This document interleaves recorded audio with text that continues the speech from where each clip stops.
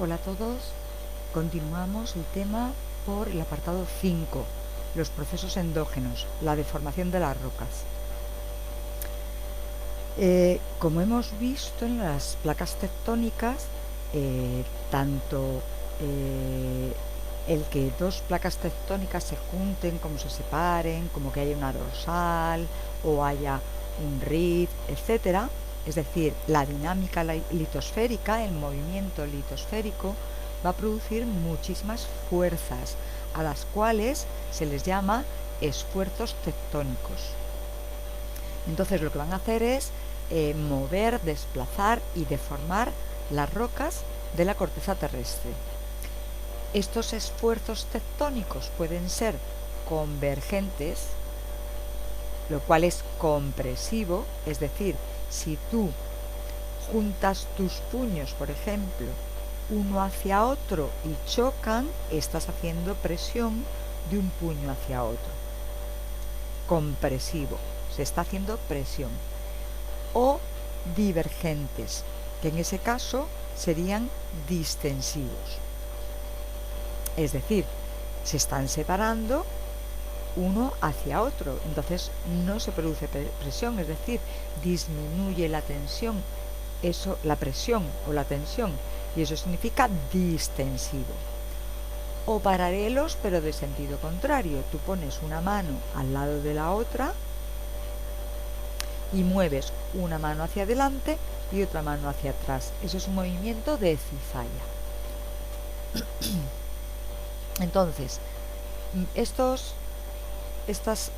esfuerzos tectónicos van a producir una serie de fenómenos, una serie de cosas en la litosfera que van a ser las fracturas, los terremotos y los pliegues. Las fracturas pueden ser de dos tipos: las diaclasas y las fallas. Van a ser roturas, grietas, que van a ocurrir en las rocas rígidas, en las rocas sólidas ya formadas, de tal manera que al sobrepasarse su límite de elasticidad, esa roca se rompe debido a los esfuerzos tectónicos. Las diaclasas tienen poca extensión y anchura, es decir, van a ser fracturas pequeñas, y no existe desplazamiento de los bloques fracturados. Por ejemplo,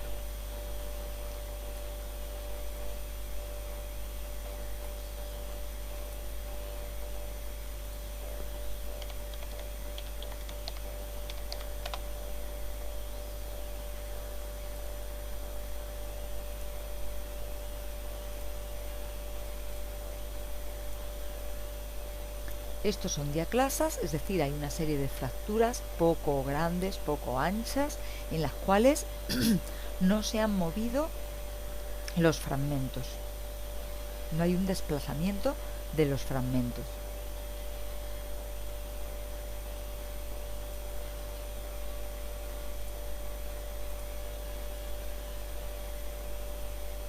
Las fallas es totalmente diferente. Las fracturas son de mucha mayor extensión y mayor anchura, de tal manera que en una falla puede tener kilómetros incluso, y hay un desplazamiento de los bloques fracturados. Hay tres tipos de falla: las fallas normales o directas. Hay una regla mnemotécnica: directa distensión. Directa distensión, es decir, se van a formar por esfuerzos distensivos. Y el bloque más hundido es el que se apoya en el plano de falla. Esta es una falla normal o directa. Yo, para acordarme, tengo el ejemplo de que el bloque hundido se ha bajado el tobogán. Es decir, tú tienes un tobogán, si tú bajas el tobogán, te deslizas por la pendiente del tobogán, ¿no? Pues eso es lo que ha pasado a este bloque, que es el hundido. Las flechas indican que es un esfuerzo distensivo, se están separando los bloques, y el que se ha hundido, ha bajado por el tobogán. Luego, las fallas inversas. Las fallas inversas son por esfuerzos los contrarios a los distensivos, que son los compresivos, ¿vale? Es decir, aumento de presión. El bloque levantado es el que se apoya, es decir, el bloque levantado sube el tobogán en vez de bajarlo. Es decir, es como cuando éramos pequeños, espero que ya no hagáis estas cosas, pero cuando éramos pequeños muchas veces nos deslizábamos el tobogán, pero también tratábamos de subirlo andando para llegar arriba. Entonces, ese bloque levantado, en vez de bajar el tobogán, lo que ha hecho es subir el tobogán.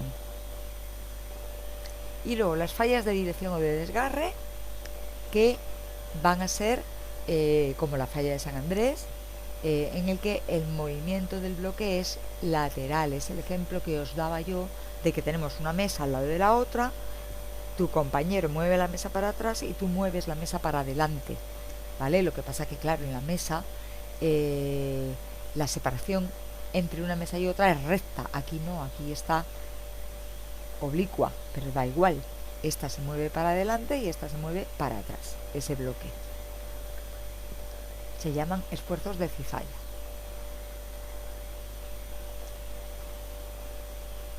Los terremotos. Los terremotos también se les llama seísmos. Se van a formar porque se produce bruscamente una liberación de energía que ha estado ahí latente. Es decir, la energía se ha estado acumulando hasta que de repente explota, como si dijéramos, ¿no? Es una liberación brusca de energía en unas rocas que han sido sometidas a unos esfuerzos tectónicos. Entonces van a sufrir una rotura repentina, una rotura súbita, o van a sufrir una deformación elástica y vuelven a la forma inicial. A esto se le llama rebote elástico. Es como si tú tienes una goma, la estiras, pero cuando la sueltas rebota, y como no tengas cuidado, pues te da en la mano y te hace daño, ¿no? Entonces es un rebote elástico de las rocas, porque hay algunas rocas que son más elásticas que otras. No todas las rocas tienen la misma elasticidad, de tal manera que las que tienen poca elasticidad se rompen, y las que tienen más elasticidad rebotan elásticamente, ¿vale? Entonces aquí tenemos un rebote elástico, es decir, hay una zona de subducción, va rozando la litosfera oceánica, rozando muchísimo a la litosfera continental, están produciendo fricciones de tal manera que la roca, que es elástica, no se rompe, sino que se va doblando, ¿vale? Hasta que llega un momento que rebota para atrás, y es cuando se produce ese movimiento sísmico. Por rotura súbita, aquí tenemos el choque de dos litosferas oceánicas que han producido un relieve, es decir, han producido una cordillera intracontinental, y siguen chocando, ¿vale? Esto no quiere decir poco a poco, esto no quiere decir que haya cesado el choque, siguen chocando. El Himalaya se formó hace millones de años, ahora mismo no recuerdo hace cuántos millones de años, debido al choque de la placa índica de India, que era una isla, con la placa eurasiática, y todavía sigue levantándose el Himalaya, a pesar de que hace millones de años que ha chocado. Entonces, aquí, debido al choque, se produce una grieta, una fractura, una falla, o grietas, y se produce el terremoto. Los terremotos se van a producir en un punto. Aquí está el punto de este terremoto y aquí está el punto de este terremoto. Pero en realidad hay dos puntos. Uno en el que se produce el terremoto es el hipocentro, que es el punto. Hipo significa debajo, el punto de debajo de la Tierra, a partir del cual se ha liberado la energía en todas las direcciones. Es decir, de forma redonda, como si dijéramos, en todas las direcciones. Claro, aquí no puede transmitirse por arriba porque arriba hay aire, ¿vale? Mediante algo que se llama ondas sísmicas. Estas son las ondas sísmicas. Pero estas ondas van a alcanzar un punto en la vertical del hipocentro, es decir, el punto justamente en la vertical del hipocentro que está en la superficie se llama epicentro. Epi significa arriba o superficie, y se van a propagar las ondas sísmicas por ella, y es la que causa los daños en poblaciones, los daños en infraestructuras, etc. Los pliegues son deformaciones plásticas, es decir, es como si tú tuvieras plastilina que la doblas, haces algo, no sé, haces con ella pues un muñeco, un dibujo no, una taza, lo que sea, ¿no? Entonces, como es flexible, se está produciendo una deformación plástica que se va a originar siempre. Los pliegues son siempre por esfuerzos compresivos. Tú, cuando vas a realizar algo con plastilina, la aprietas, la plastilina. Si tú quieres hacer, vamos a suponer, el asa de una taza, por ejemplo, tú coges la plastilina, haces una bola, la estás apretando con las manos y luego pasas las manos por encima de la bola y de la mesa para hacer un cilindro, ¿no? Entonces tú estás haciendo un esfuerzo compresivo, estás ejerciendo presión para hacer esa deformación plástica sobre la plastilina. Entonces, los pliegues siempre van a ser por compresiones. Y va a haber, según su forma, varios tipos de pliegues. Los anticlinales, que forman como si fuera una A de anticlinal, ¿vale? Y los sinclinales, que son los contrarios, ¿vale? Forman una U. Pero vamos, la A de anticlinal, ¿te acuerdas de eso? Sabes que anticlinal empieza por A y forman una A, es decir, una U tumbada boca abajo, pero es una A, la consideramos una A. Y luego el sinclinal, lo contrario. Los monoclinales son aquellos que no tienen concavidad, es decir, tiene esta mitad pero no tiene la otra. Y luego, según su inclinación, hay pliegues verticales, inclinados y tumbados, que son los que están aquí. Los pliegues verticales son los que su eje es vertical.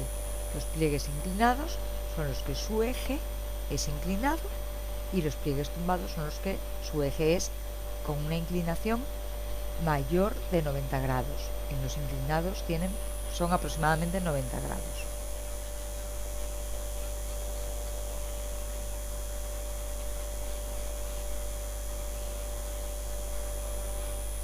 Los procesos exógenos, el modelado y las rocas sedimentarias.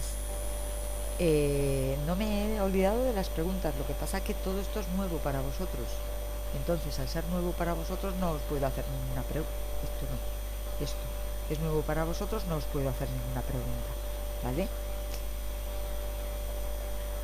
Los procesos exógenos son los procesos externos que vimos el año pasado, ¿vale? Los procesos geológicos externos. Procesos geológicos externos y procesos exógenos es lo mismo. Las rocas de la superficie de la litosfera van a estar expuestos a la atmósfera, están expuestos a la hidrosfera y están expuestos a la biosfera. Esos son los procesos geológicos exógenos o externos. Por lo tanto, va a haber un proceso de modelado del relieve y va a haber una formación de rocas sedimentarias. Vamos con el proceso de modelado del relieve. Son todos los cambios que se producen en las rocas superficiales de la litosfera por medio de todos aquellos agentes modeladores, que son el viento, la lluvia, la nieve, el granizo, los cambios de temperatura, la gravedad, las corrientes de agua, el hielo, las olas, las corrientes marinas, los seres vivos.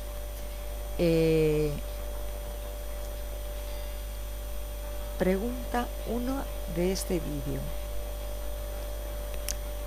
Tipos de modelado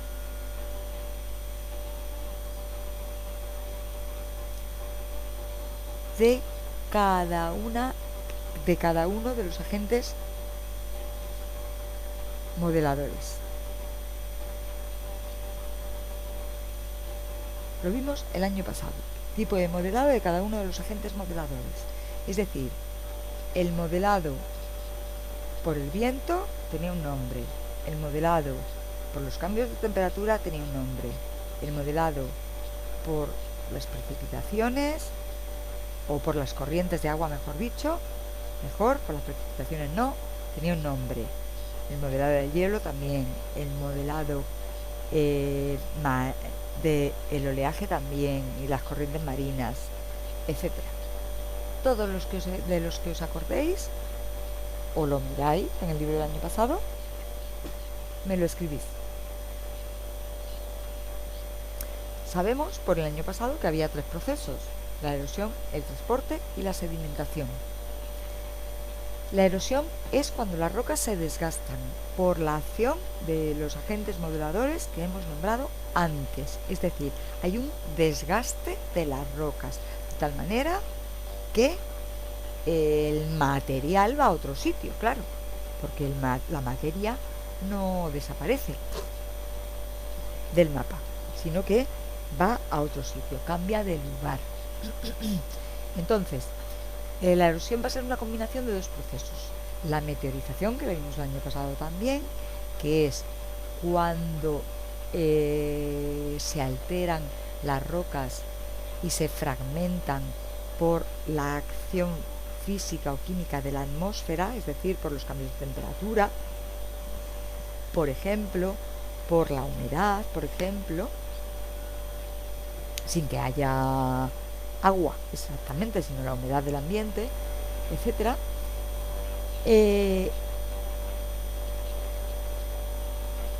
Por la hidrosfera o por la biosfera, es decir, por los seres vivos también, por las plantas, etcétera. O la denudación, es decir, que se retira parte de la roca porque los materiales se fragmentan en fragmentos desde minúsculos, microscópicos, hasta fragmentos grandes, de tal manera que se transportan.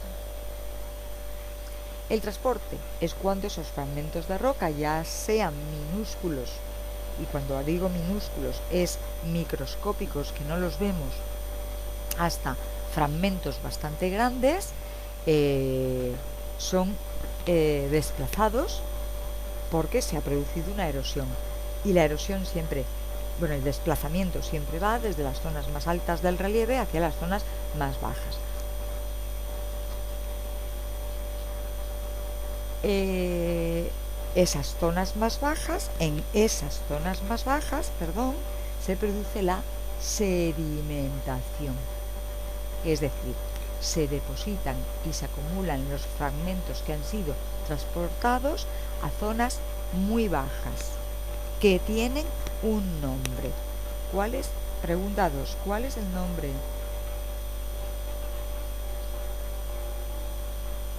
de las zonas bajas donde se depositan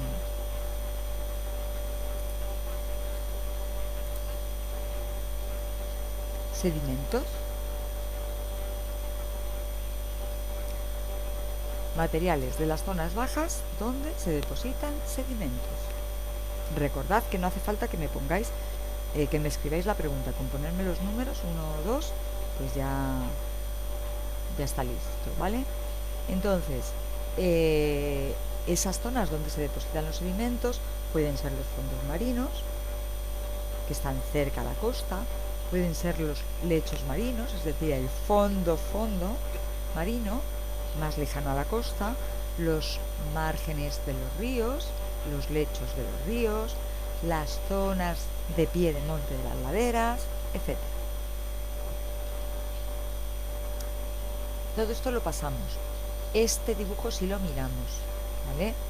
En este dibujo vemos dónde se produce erosión, creo que es igual al del año pasado, dónde se produce transporte y dónde se produce sedimentación, ¿vale? Entonces, aquí, por ejemplo, aquí actúan las precipitaciones y el viento y erosionan. Aquí está actuando el hielo, por eso se producen estos picos tan afilados, porque está actuando el hielo. Aquí están erosionando los ríos, transportando por aquí, ¿vale? Aquí la acción del oleaje y las corrientes marinas, aquí se produce el transporte del hielo de los ríos y del oleaje y las corrientes marinas. Aquí están actuando las aguas subterráneas y aquí ya es donde van a parar los sedimentos, porque es una cuenca sedimentaria. Aquí también puede haber sedimentos y aquí también puede haber sedimentos. Y pasamos de los sedimentos a las rocas. Es decir, los sedimentos se van a acumular en capas y pueden acumularse en capas horizontales llamadas estratos. Un estrato puede ser fino o puede ser muy grande, muy gordo.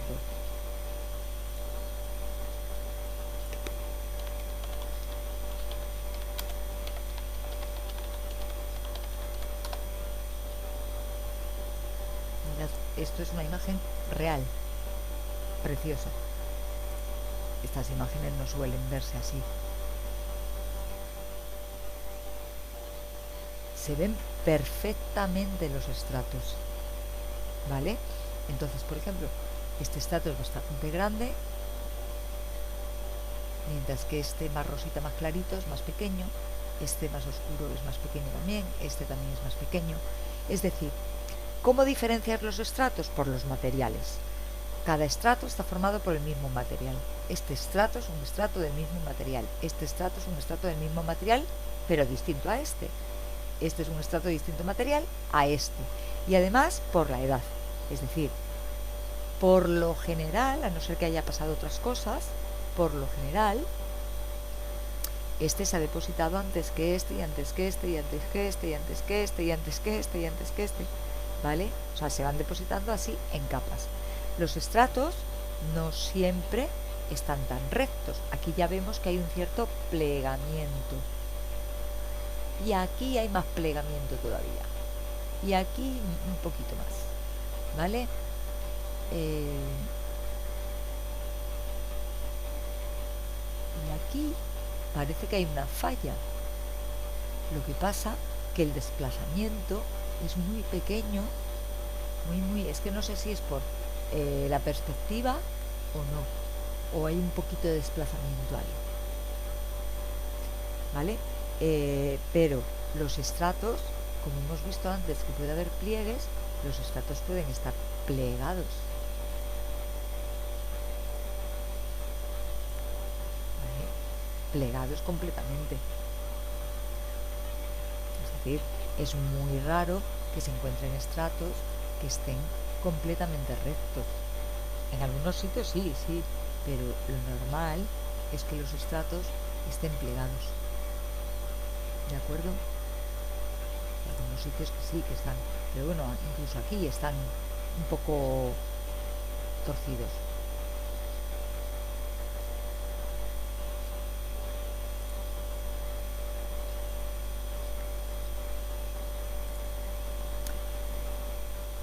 Cada estrato está compuesto por sedimentos del mismo tipo. ¿Cómo se transforman los sedimentos en rocas? Porque sedimento es algo suelto, ¿eh? Cuando tú coges la arena de la playa y haces o la tiras, o te entierras dentro, o haces una figura, o lo que sea, esa arena está suelta. Eso es sedimento, ¿vale? el sedimento no tiene por qué ser arena, pueden ser trozos más grandes.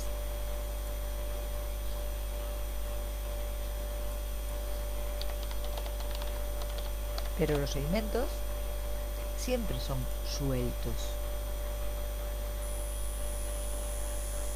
Esperad que llegue esto, son sedimentos, pero esto también es un sedimento. Estos son sedimentos, unos más gruesos que otros. Aquí lo mismo, todas las piedras de los ríos son sedimentos. ¿Vale? Entonces, los sedimentos se terminan convirtiendo en roca y a esto se le llama diagénesis. Es el mecanismo que transforma los sedimentos en rocas sedimentarias. Y va a tener dos etapas, que son la compactación y la cementación. La compactación, todos sabemos lo que es. Hay un peso, por lo tanto, se está disminuyendo la cantidad de aire que hay entre los granos y el agua, si hubiera agua, también está disminuyendo la cantidad de agua que hay entre los granos y se están pegando los granos unos a otros, ¿vale? Aquí tenemos los sedimentos, se está produciendo, se están acumulando aquí en estratos, se está produciendo una compactación de tal manera que el peso de los sedimentos de arriba compacta a los sedimentos de abajo y mientras que aquí estaban más separados, aquí están ya más juntos. Y luego la cementación es que, pues como siempre en todos los sedimentos hay una cantidad de agua determinada, pues en el agua van disueltas sustancias y estas sustancias acaban produciendo una especie de cemento. Un cemento que va rellenando los poros y que va uniendo las partículas.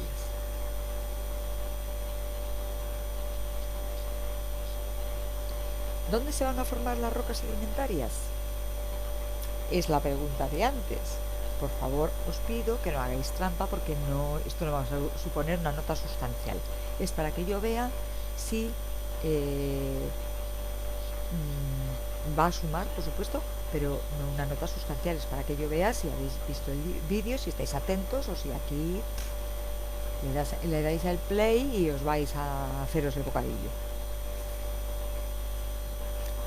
¿Dónde se van a formar las rocas sedimentarias? En las cuencas sedimentarias, por ejemplo, en los bordes convergentes.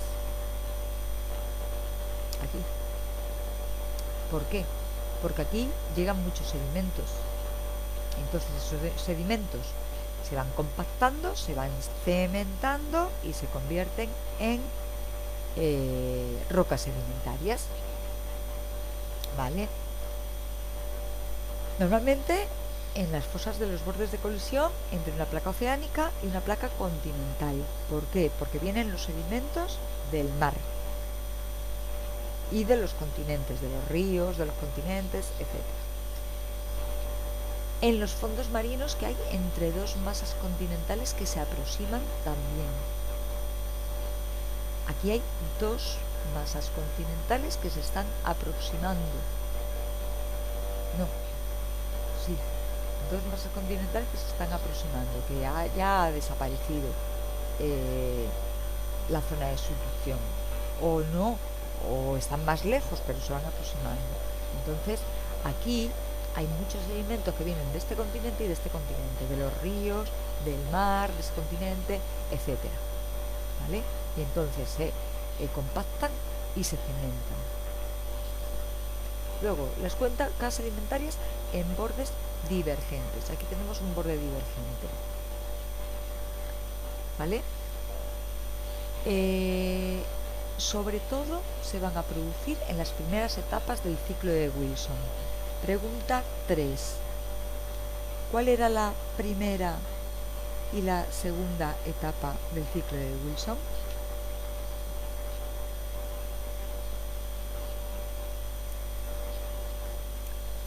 Entonces, aquí tenemos un mar estrecho En ese mar estrecho pasa lo mismo, que vienen sedimentos de este continente, y se acumulan, se compactan y se cementan.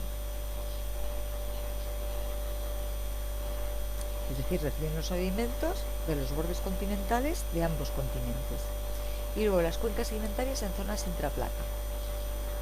Una zona intraplaca es aquella en la que no hay bordes. Está dentro de la placa, no hay bordes.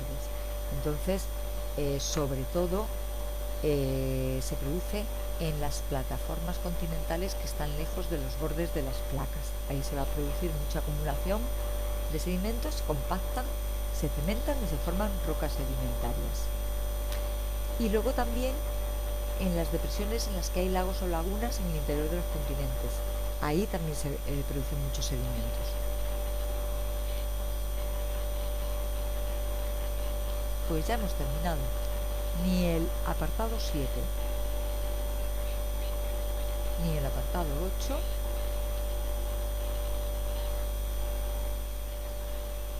los vamos a ver porque los vimos el año pasado y en realidad no forman parte de la programación. Es un repaso del año pasado, pero no forma parte de la programación. De tal manera que aquí hemos terminado el tema.